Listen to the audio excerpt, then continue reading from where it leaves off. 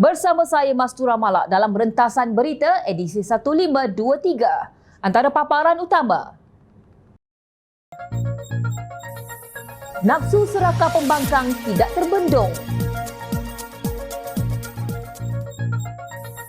Humban makhluk bodoh sombong ke penjara. Rakyat mahukan kebenaran, itu sahaja. Kaki mohong peram SD buat pekasap.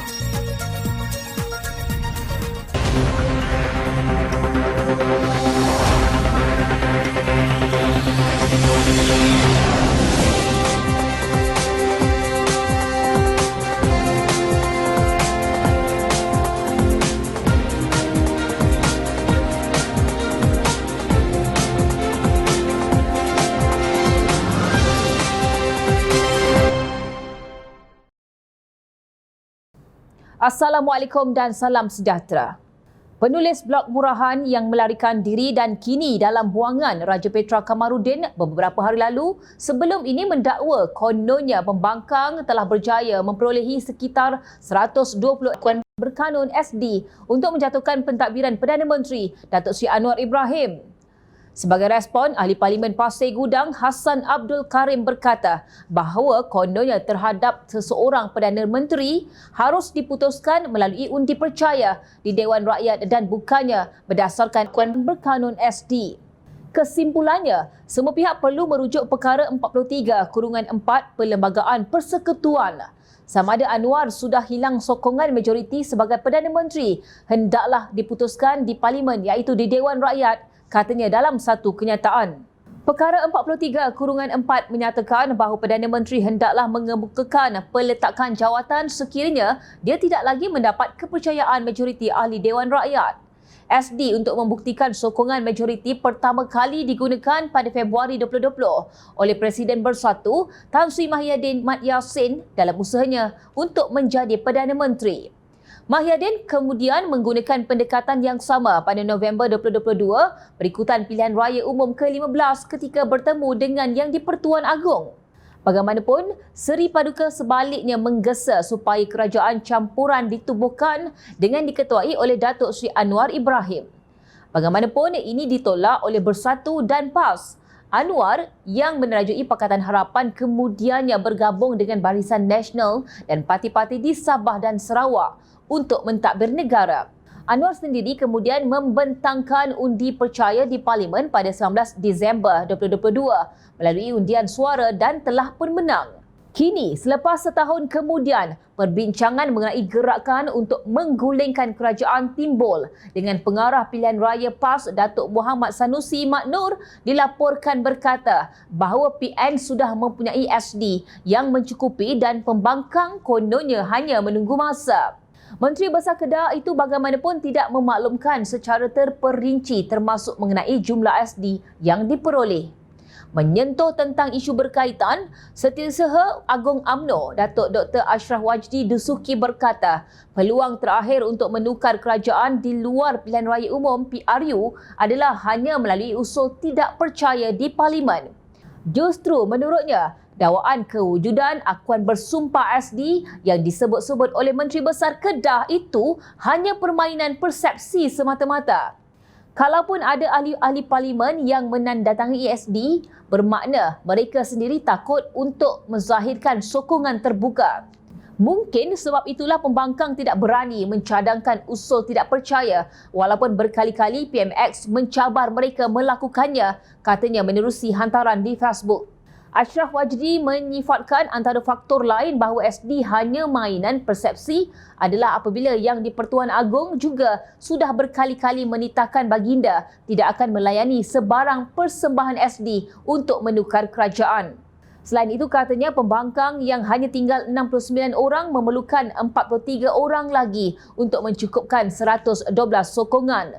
Gabungan Parti Sarawak GPS terutamanya ahli-ahli Parlimen bukan Islam sudah menyatakan dengan tegas tidak akan menyokong Perikatan Nasional PN kerana dalamnya ada parti PAS. Ahli-ahli Parlimen Barisan Nasional PN pula terikat dengan kontrak 100 juta bond yang harus dibayar jika beralih sokongan. Mengulas lanjut, beliau tidak menyangka Muhammad Sanusi sanggup bermain persepsi seolah-olah kerajaan akan tumbang dalam masa terdekat, sedangkan terdapat kepimpinan PN menafikan wujud sebarang gerakan seumpama itu. Di sini timbul persoalan, adakah Muhammad Sanusi mahu mensabotaj ekonomi negara yang sudah melalui fasa pemulihan selepas mendapat keyakinan dan kepercayaan pelabur bahawa politik tanah air sudah stabil? Apakah MB Kedah mahu membiarkan rakyat terus menderita selama bertahun-tahun selepas kejatuhan BN 2018 sehingga menyebabkan ekonomi merudum teruk hingga kos sara hidup meningkat lantaran pelabur yang keluar akibat politik tidak stabil? Kami sangat memahami bahawa buat masa ini, nafsu pembangkang untuk menjadi kerajaan sedang membuak-buak dan tidak dapat dibendung. Tidak bolehkah dititik noktakan sahaja polemik SD yang tidak menguntungkan ini? Tunggulah 4 tahun sahaja lagi untuk pilihan raya umum ke-16 diadakan bagi memenuhi nafsu serakah pembangkang yang bergejolak itu. Pada 30 Disember lalu, Timbalan Ketua Pengarah Komunikasi Komuniti, Jabatan Komunikasi Komuniti JKOM, Dato' Ismail Yusof dilaporkan mendakwa langkah Dubai timbul sewaktu percutian beberapa pemimpin pembangkang dan tokoh-tokoh daripada pihak kerajaan di Dubai, Emirat Arab Bersatu, UAE. Dilaporkan terdapat pegawai tertentu dipertanggungjawab untuk mengenal pasti ahli parlimen yang berpotensi mengalih sokongan kepada pembangkang dengan sogokan.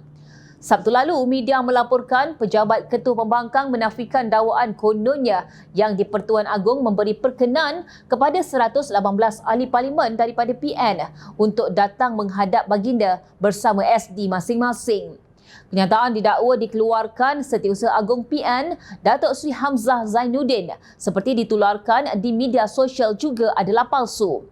Kenyataan media bertarikh 6 Januari tular mendakwa PN merafak syukur kerana usaha menyelamatkan negara mendapat ihsan Seri Paduka Baginda.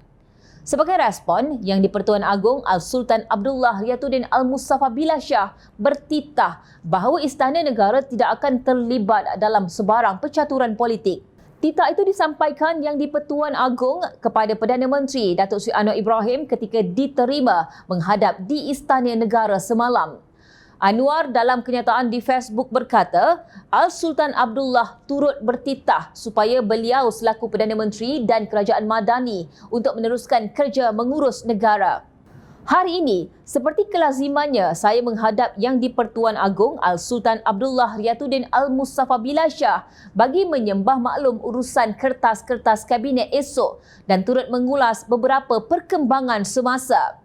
Baginda juga bertitah supaya saya selaku Perdana Menteri dan Kerajaan Madani untuk meneruskan kerja mengurus negara. Baginda juga bertitah bahawa pihak istana tidak akan terlibat dalam sebarang percaturan politik, katanya dalam satu kenyataan itu.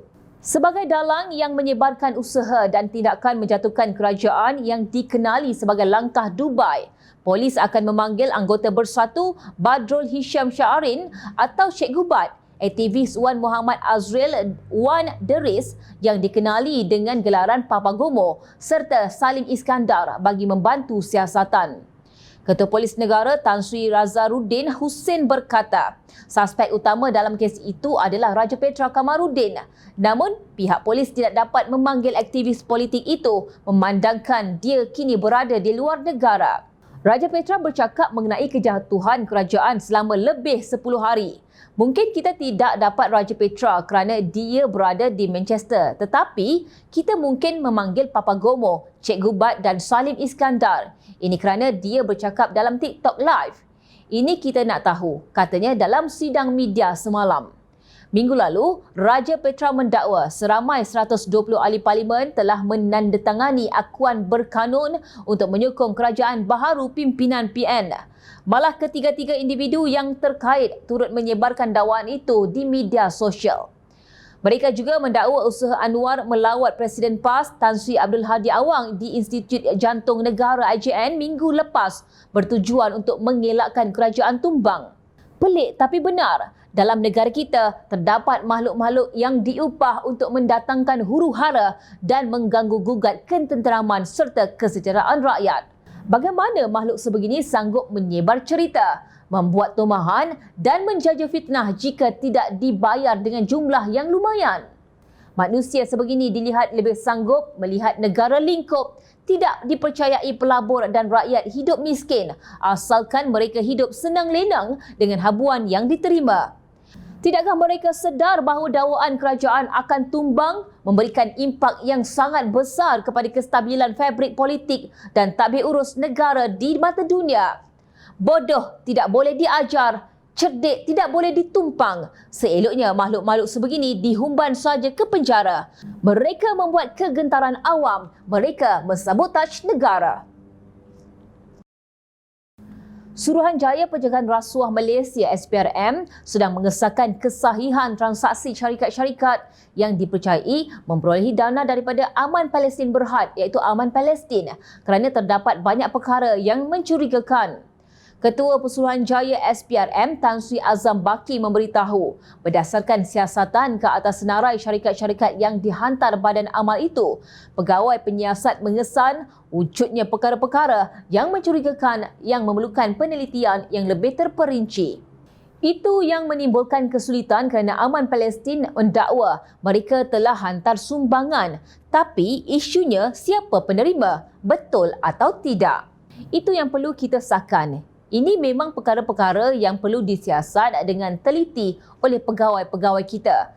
Sebab itu, kita perlu mengambil sedikit masa dan wang yang masih ada dalam bank kita perlu sita. Katanya kepada pemberita selepas simposium Tata Kelola Baik Nasional 2024. Azam memaklumkan SPRM turut menyiasat mengenai pelaburan jongkong emas oleh Aman Palestin dan penerimaan wang yang didakwa sudah diagihkan kepada penerima bantuan di Palestin, Syria dan beberapa negara lain. Kita siasat sama ada betul atau tidak wang derma itu sudah dihantar ke Palestin, Syria dan beberapa negara lain. Kita juga siasat bagaimana wang itu dihantar ke negara berkenaan dan ini menjadi persoalan dalam siasatan pegawai siasatan kita termasuk pelaburan jongkong emas seperti didakwa mereka. Jika ada isu yang tidak betul atau melanggar mana-mana peraturan, kita akan kemukakan kepada pihak pendakwaan untuk tindakan selanjutnya, jelas beliau. Sebelum ini, media melaporkan SPRM mendapati penyaluran dana awam kepada Aman Palestin ada yang digunakan untuk membeli aset atas nama syarikat proksi. Penyaluran dana pelaburan itu dipercayai kepada syarikat proksi dan pembelian aset atas nama proksi. Maka, jika ada isu yang tidak betul, SPRM akan cadangkan pertuduhan kepada pihak pendakwa raya, katanya. Terdahulu, beliau ditanya mengenai perkembangan terkini siasatan SPRM terhadap Aman Palestin selepas ia dimulakan pada November tahun lalu. SPRM sebelum ini membekukan 41 akaun bank milik Aman Palestin dan entiti syarikat lain membabitkan wang bernilai lebih 15 juta ringgit. Pembekuan akaun itu terkait siasatan terhadap dakwaan Aman Palestin menyalahgunakan wang sumbangan orang ramai. Siasatan berkenaan dibuat mengikut Akta SPRM 2009, Akta Pencegahan Pengubahan Wang Haram, Pencegahan Pembiayaan Keganasan dan Hasil daripada Aktiviti Haram 2001, AMLA TFPUAA 2001 dan Kanun Keseksaan Akta 574. Aman Palestin ditubuhkan pada 2004 untuk menyalurkan bantuan kemanusiaan dan mengumpul dana untuk rakyat Palestin yang terjejas akibat pendudukan Israel. Berani kerana benar, tahniah kepada SPRM kerana bertindak mengikut lunas undang-undang yang telah didaulatkan. Rakyat hanya mahu mengetahui kebenaran. Yang salah tetap salah, yang hak perlu dinyatakan hakikatnya. Itu sahaja. Nokta. Selain kaki sembang, kaki gaduh, kaki karaoke, kaki bohong dan kaki melucah, kini Menteri Besar Kedah Datuk Seri Muhammad Sanusi Mat Noor diumpamakan seperti cerita dongeng pengembala kambing yang sering kali menipu.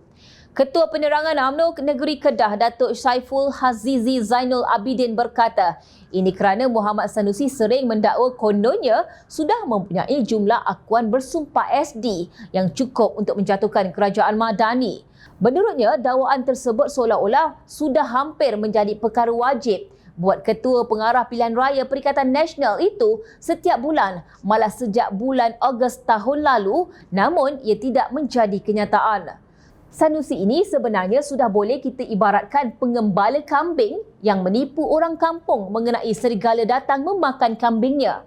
Sekali dua orang percaya, kali ketiga orang sudah tidak percaya. Sama juga macam kes Sanusi, sudah terlampau banyak kali menipu, rakyat pun sudah naik muak, katanya dalam satu kenyataan semalam. Saiful Hazizi berkata Muhammad Sanusi sepatutnya merancang dengan baik tentang penipuan terbabit kerana ia bercanggah dengan kenyataan rakan politiknya. Ini tidak, pejabat ketua pembangkang sudah menafikan langkah Dubai, tetapi Sanusi kata langkah itu sudah berjaya dan dengan penuh berani mengeluarkan kenyataan sudah cukup SD, tinggal tunggu hari. Kalau betul lah SD sudah cukup, kalau betul lah sokongan sudah ramai, saya cabar Sanusi untuk lakukan gerakan beliau sekarang.